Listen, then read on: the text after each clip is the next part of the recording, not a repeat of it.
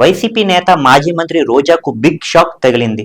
YCP హయాంలో నిర్వహించిన ఆడుదాం ఆంధ్ర పేరుతో భారీ ఎత్తున అవినీతి జరిగిందని ఆరోపణలు రావడంతో ప్రభుత్వం ఏసీబీ విచారణకు ఆదేశించింది. అప్పట్లో వైసీపీ మంత్రి రోజా వైసీపీ ప్రభుత్వ హయాంలో నిర్వహించిన ఆడుదాం ఆంధ్ర పేరుతో నిర్వహించిన పోటీల్లో భారీ ఎత్తున అవినీతి జరిగిందని ఆరోపణలు రావడంతో ప్రభుత్వం ఏసీబీ విచారణకు ఆదేశించింది.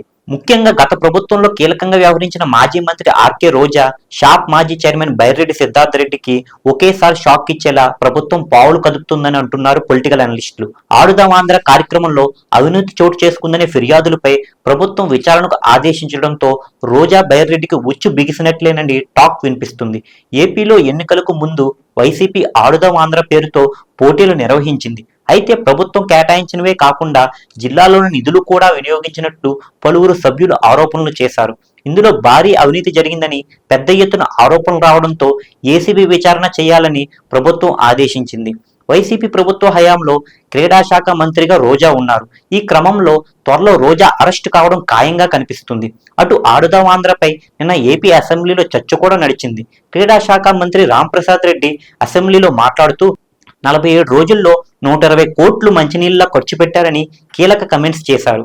దీనిపై మాట్లాడుతుంటే తనకే సిగ్గుగా ఉందని ఆవేదన వ్యక్తం చేశారు.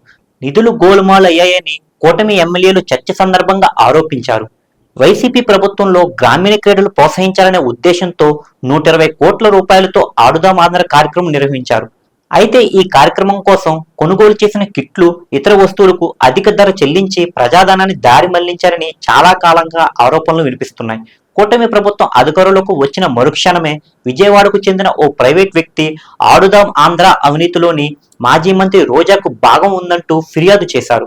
మరోవైపు కూటమి ప్రభుత్వంలో రాష్ట్ర క్రీడా శాఖ మంత్రి మండిపల్లి రాంప్రసాద్ రెడ్డి సైతం ఎప్పటికప్పుడు గత ప్రభుత్వ అవినీతిపై చర్యలు తీసుకుంటామని, ఆడుదాం ఆంధ్ర కార్యక్రమంలో అవినీతిపై వచ్చిన ఫిర్యాదులను విచారించేందుకు ప్రత్యేక కమిటీని నియమించినట్లు చెబుతున్నారు.